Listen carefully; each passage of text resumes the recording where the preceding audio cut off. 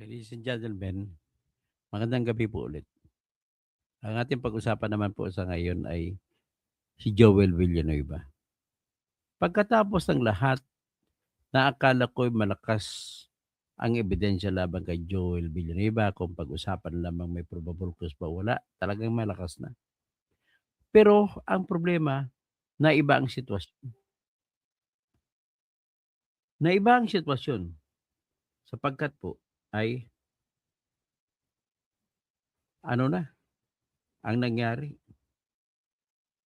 Bumaliktad si Henry Alcantara, ladies and gentlemen. Sa pagbaliktad niya po ay yan ang pinakaproblema natin. Sa pagbaliktad niya, sinabi niya ng takasan na wala siyang kasalanan, hindi siya nagnakaw, hindi siya nag-participate sa mga ginagawa na pagnanakaw sa pamamagitan man ba ng kahit sa pamamagitan ng tinatawag na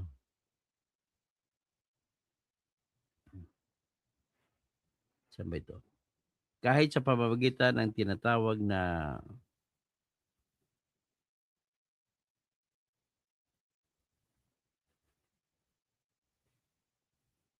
saan na ba ito?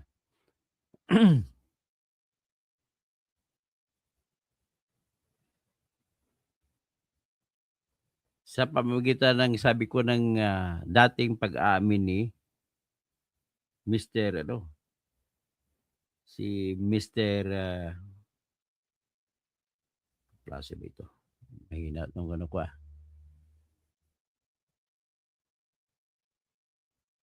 Nag-amin kasi si Henry Alcantara na tinuro niya si Joel Villanueva na tumanggap ng 150 million nang mula doon sa idineliver niya na 150 million na pinatanggap niya kay Mr. Peng na tao ni Joel Villanueva. Pasensya na kayo medyo na may nag-istorbo sa akin itong ginagawa ko.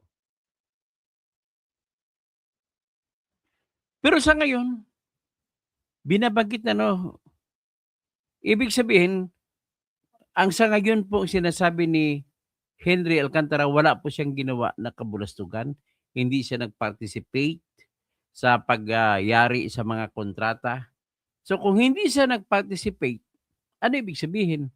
Ibig sabihin, wala siyang i-deliver na pera para kay Joel Villanueva na 150 million.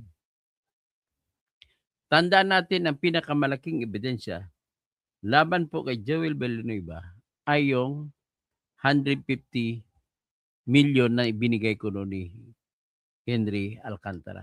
Kung wala na yon, dahil binago niya ang salita niya, malamang manalo na po si Joel Villanueva. Na galit pa naman si Remulla sa kanya. Tingnan natin. Pakinggan po muna natin ang abogado ni Joel Villanueva. Dito natin makikita kung ano ang nangyari.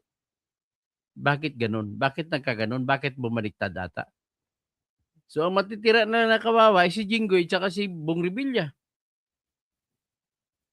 Kasi ang ebidensya naman laban kay Jinggoy at laban kay Bong Revilla ay si Yusek Roberto Bernardo. Yan, tingnan mo yan. Pakinggan natin yung sinasabi ni Attorney Isguera, abogado po ni Joel Villanueva.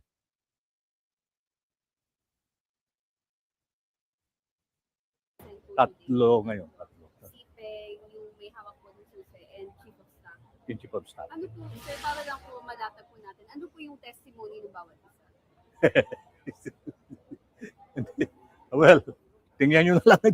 Tingnan nyo na lang siguro dito. Kasi sa si Peng, denied having met. Okay yan ha. Natatawa si Attorney Isguera kasi yung Mr. Peng na sinasabi na pinagbigyan ni Henry Alcantara ng 150 million ay tinanggi. Hindi raw totoo. Ngayon, nung sinabi naman ni Henry Alcantara na hindi daw siya, wala siyang ginawang ganon, wala siyang ginawang kabalastugan, ibig sabihin po, para na ring nanalo si Joel Villanueva kasi ang kalawit lang dito kay Joel Villanueva ay si Peng. At kung magsasalita si Peng at inamin niya na tinanggap niya ang pera mula kay Henry Alcantara, at ituro niya, sasabihin niya na tanggap ni Joel Villanueva, patay kang bata ka, Joel Villanueva. Pero sa ngayon, anong nangyari, mukhang ma-powerful ang dasal ng Jesus is Lord, Joel is Lord movement. Mukhang malakas ang dasal at bumaliktad ang kalaban. He did not even know, he did not even know Alcantara, who was there. Sabi ko, kilala mo ba yung kako yung pumasok? Di ba yung malaking tao? Ngayon ko lang nakita yun. Tinanong ko tapos sabi niya, basta sir, kung ano yung sinabi ko sa affidavit, yun yung katotohanan. I have never met him on the day, the time that he said that I met him and received the delivery of the money. Yung isa, imihawak ng susi. Na hindi niya binuksan yung compound, yung gate ng compound, on that, particular date, particular time, for anyone, because nobody told him. And the only one who can instruct him to open the gate will be Senator Villanueva or the chief of So staff. ito, titingnan natin. Analyzein natin ang depensa ni Joel Villanueva. Ayon kay Attorney Isguera. Una, sinabi ni Attorney Isguera na may affidavit si Peng na hindi niya kilala si Henry Alcantara, na sa kabila naman dati nung sa hearing sa Senado, sinabi niya na binigay niya kay Peng. So ang tanong ngayon dyan, sino ang paniwalaan sa gitna ni Peng at ni Henry Alcantara? Sa kabila naman, si Henry Alcantara, binawi niya salita niya sa pamamagitan ng pagsabi na hindi daw siya gumawa ng katarantaduhan. At hindi daw siya nakipagkutsaba kahit kanino man, kahit kailan. So kung ganon, yung unang salita ni Alcantara ay nababahiran na, nababawasan na ang bigat. Ganun pa man, yung depensa naman ni Joel Villanueva sa pamamagitan ng salaysay ni Peng na hindi niya daw kilala, ay maituturing na isang ebidensya lamang na panlaban. Hindi siya maituturing na ebidensya na tuwiran na magpapawalang sala sa kanya. May isa pa siyang testigo, mga tauhan niya. Siyempre tauhan niya magsasalita pabor sa kanya yon, na hindi daw niya binubuksan ang gate nila kung may darating na tao, kahit na may darating, kapag wala si Senator Joel Villanueva utos na buksan, ay hindi bubuksan. Lahat yan ay puro susukatin pa yun sa pagdating sa paglilitis. Ang tawag dyan ay evidensyari. Hindi mo pa masasabi na totoo yan dahil claim lamang niya yan. So ngayon, paano mapapatunayan na totoo yan?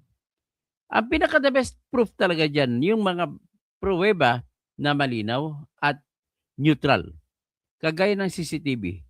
Kung may CCTV sila ipakita sa lahat ng araw na maaring nandoon si Henry Alcantara at hindi mo makita sa araw-araw na CCTV nandoon, pinakita mo, ay iyan ang pinakamalakas na ebidensya. Pero dahil sa umaakusa ito ang grupo naman ni Remulla laban kay Joel, ang umaakusa ang mayroong obligasyon na magpapatunay na tumanggap nga ng pera si Joel Villanueva. So ibig sabihin, sa totoo lang, hindi na kailangan ni Joel Villanueva magdepensa. Ang kailangan na lang ng umaakusa ay magpatunay na may ebidensya sila na ipaparis doon sa salita ni Henry Alcantara na naghatid siya ng 150 million kay Peng. So pakinggan naman po natin itong balita na kung saan ay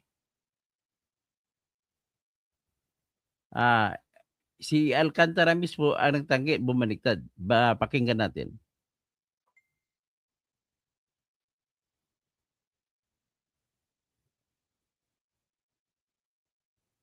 Ito, sa Billionaire News Channel. Maraming salamat po, Billionaire News Channel. Inumpisan nila sa testimonya ni Henry Alcantara sa Senado. Nang huli, pagpresenta nila ng balita, yung pagbaliktad naman sa pamamagitan ng counter affidavit o sinumpaang salaysay ni Alcantara. Umamin sa kanyang papel sa multi-billion Teso flood control corruption scandal, tila nagbago ang ihip ng hangin para sa isa sa tinaguriang BGC Boys. Sa kanyang inihaing counter affidavit, sinabi ni Henry Alcantara na wala siyang kinalaman sa anumang kickback scheme o ghost projects. Narito ang exclusive agenda report ni Joash Malimbal. Hindi ko na po titingnan to. Ito po galing sa puso ko. Nangangamba po kasi ako sa seguridad ng pamilya ko. Ano? Sabi, anong judgment call yun lang kay Alcantara? Nagsasabi ba ng totoo yan o hindi? Na binaliktad niya rin. Ito pong aking salaysay. Ay, marami pong mga tao na mababanggit at ako po ay humingi ng tawad sa mga tao na to, pero kailangan ko pong sabihin yung katotohanan. Hinihiling ko Totoo ba yan? Totoo ba yan? Bakit mo binaliktad? lang po sa ating buting chairman. September 23, Sa 2025, ating nang emosyonal na magsalita si Secretary former DPWH Justice po, Bulacan District maproteksyonan Engineer po yung Henry pamilya ko. Alcantara sa Senate Blue Ribbon Medyo- Committee hearing. Dito niya inilahad sa pamamagitan ng isang sinumpaang salaysay ang umano'y kalakaran pagdating sa pagtanggap ng kickback sa mga proyekto ng ahensya. Sa ilang pagkakataon pa raw, siya mismo ang nagde-deliver ng pera sa mga umano'y tumatanggap ng porsyento sa budget ng mga proyekto. Inayos ko po lahat yun at dinala ko po sa tauhan lang po ni Senator Joel Oh. sa Marine Bukawi po. Sa tawan sino? Ang sabi ko po sa kanya, baka pwede, pakibigay mo lang to kay boss. Tulong ko to, kung ano man ang future na plano niya, yun po ay tulong ko. Pero hindi niya po alam na doon ko po kinuha sa flood control po. Pero sa pinakahuling counter affidavit na isinumite ni Alcantara sa preliminary investigation ng DOJ nitong January 5, tila kumabig si Alcantara sa ilang statements na una niyang inilabas noong nakaraang taon. Matatandaang naghain ng reklamo ang NBI laban kina Alcantara at iba pang DPWH at high government officials kaugnay ng umano'y ghost flood control projects sa ilang parte ng Bulacan. Ayon kay Alcantara, dapat umanong madismiss ang kaso laban sa kanya dahil sa kakulangan ng sapat na ebidensya para magkaroon ng reasonable certainty of conviction. Para sa umano'y violations sa Anti-Graft and Corrupt Practices Act, sinabi ni Alcantara na wala umanong ebidensya na may pinapaboran siyang contractor, employee o kahit na sinong individual. Wala rin daw witness na nagsasabing nag-approve siya ng irregular payments o falsified reports para sa mga natukoy na proyekto. Wala rin daw maituturing na gross inexcusable negligence dahil deliberate daw na itinago ng kanyang mga tauhan sa kanya ang mga umano'y ghost flood control projects. Dagdag pa ni Alcantara, wala rin daw witness na makapagsasabing nag-facilitate siya ng kahit na anong payout. Ang pera na nakalaan para kay Kong Saldi dinadala sa akin. Ako naman po ang nagdadala o naghahatid na hinihinging porsyento ng Kong Saldi sa iba't ibang tao niya. Hindi ko po siya na-meet during pagdadala. Ang tao niya po ay may alias lang Paul at Mark. Dahil sila po yung nag-message po sa akin through Viber, disappearing message po yun, na doon ko po dadalhin. May isa o dalawang beses na dinala ko sa parking lot ng Shangri-La Hotel, Bonifacio Global City, ang porsyento ni Kong Saldi. Paminsan-minsan man, inahatid ko ito sa kanyang bahay sa Ladybug Street, Valle Verde 6, Pasig City. Mula Ortigas po, kakaliwa ka stoplight, may gate ka kanan, kakaliwa ka kanan, makikita na po yung bahay. Sa reklamong malversation of public funds, sinabi ni Alcantara na hindi umano siya nag-utos, nag-authorize o nag-participate sa pagsagawa ng ghost projects dahil tinago raw ng kanyang mga tauhan ang mga nasabing aktibidad. Wala rin daw kahit na anong proof na nakatanggap siya ng personal benefit sa mga natukoy na proyekto.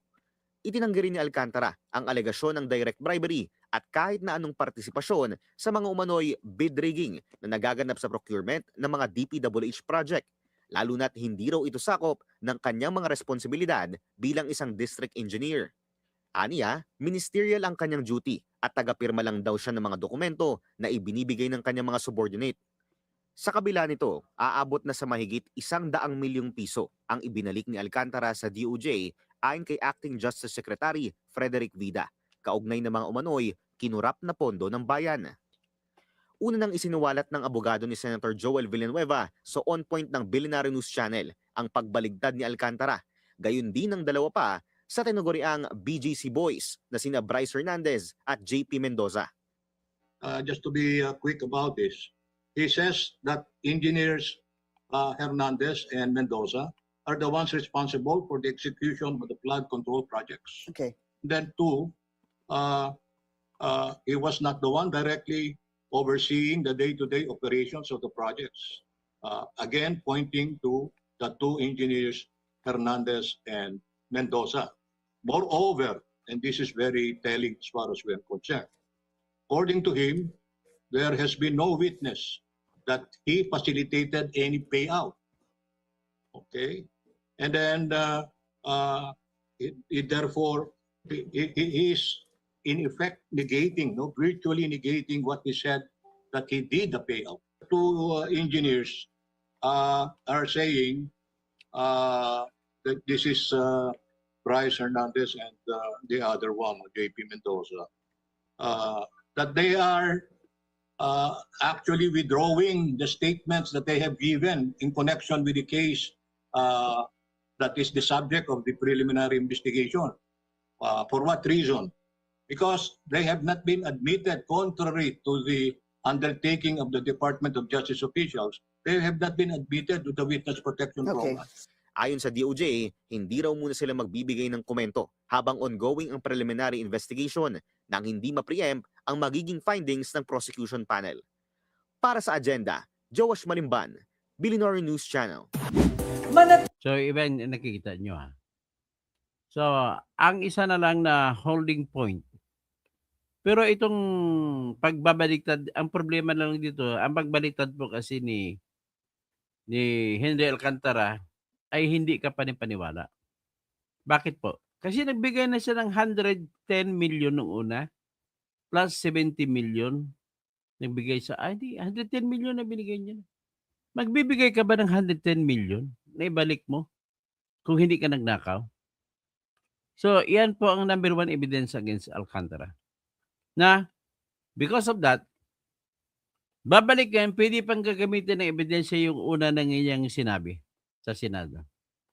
At kung gagamitin nyo at bigyan ng bigat yun, mayayari pa rin si Joel Villanueva. Total, ang pinag-usapan lang naman, probable cause eh. May probability ba na si Joel Villanueva ay nagnakaw? Ganun naman ang tanong diyan. Iba naman usapin nyo kung papunta na sa paglilitis at titignan kung guilty ba o hindi si Joel. Inaamin ko, because of this reversal of fortunes on the part of Henry Alcantara, it diminishes to a point, with a big point, the weight of his statements when he said that he gave 150 million to Joel Villanueva. Malaki na, nagbago na. Ano na lang, ang asahan na lang natin is, may iba pang ebidensya. Number one evidence na nag-knockout din talaga si Alcantara is nagsauli siya ng 110 million pesos.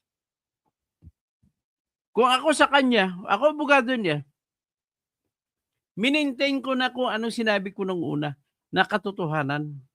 At bahala na din, you pray to the court for mercy na babaan lang ang parusa sa iyo. Pero sa ngayon sa ginawa niya, ill-advise siya ng abogado niya. Kung ako tanongin niyo, attorney, kung sino man hawak na attorney ni Kwan, as if you are you're going to wrong path. Alam mo ba nangyari? Paano mo babawiin yung mga salita ni Alcantara sa Senado? Napakabigat yun. Hindi mo kayang bawiin yun sa pamamagitan ng counter affidavit mo or kontra sinumpang salaysay na sinabi mo ngayon na hindi ka nagnakaw.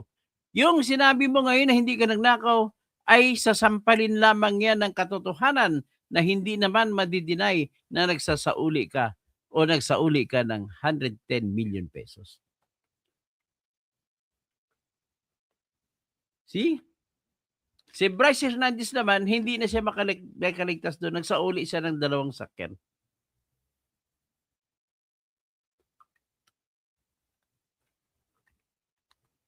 Talagang pero aminado ako, ang laki ng iginanda ng katayuan ni Joel Villanueva rito. Nawawala yung asim ng salita. Ako tanungin mo, pwedeng sabihin na nawala yung asim nung sinabi ni Alcantara sa Senado na binigyan niya ng 150 million si Joel Villanueva. So, yan lamang po. Ibig sabihin sa ganon, ang judgment call ko dyan, kung ako mag-resolve dyan, dismiss kong kaso laban kay Joel Villanueva sa kakulangan na ebidensya. Kung si Joel Villanueva naman pag-usapan. Pero kung si Henry Alcantara, meron ng probable cause yun. Baka na, antayin natin, baka marami pa naman silang ebidensya laban kay Joel Villanueva. Baka meron pa iba. Baka yung AMLAC, makakawa silang AMLAC na may pumasok na pera. Pero hindi, kasi, hindi bangko eh. O sige, hanggang dyan lang muna. Magandang gabi sa inyo, no, Miss Daisy. Rosalinda Villanueva. Puro senador ang imbestigahan. How about the congressman? Sandro, o nga eh. Bernard Magtibay, Cinderella, kulong na si Villanueva, malapit na. Yan ang problema natin. Bumaliktad eh. So, Frank Sionco Binenati. Hey Doc, Toto, praise God if Senator Gary will be acquitted kasi kababayan ko siya. Their family is our family friend. We come from the same town and province o sa Bukawi, Bulacan. As Christians, we believe that the truth will prevail. Sa katotohanan lang tayo at sa totoo lang, aminin ko sa iyo. Itong pagbaliktad ni Henry Alcantara, malaking tulong to kay Joel Villanueva. At kung ako yung maghuhusga, panalo na siya. Dismiss na ang kaso sa kanya. Si Tio Zacarias Onsani, Cinderella, makukulong na, sabihin niya, hindi magkipagkunsabahan. January 7-8, abangan ko na makulong din si Joel. Abangan natin, hopefully na marami pa silang ebidensyang iba. Hindi lang yun. Maria Rachel Gustilo, hi Dr. Toto, good evening. Always watching you live. God bless. Salamat po, Miss Rochelle Gustilo. Chris Bagtas, hi, hello, sir, thanks, good evening. From Ilagan City, Isabela. Ay,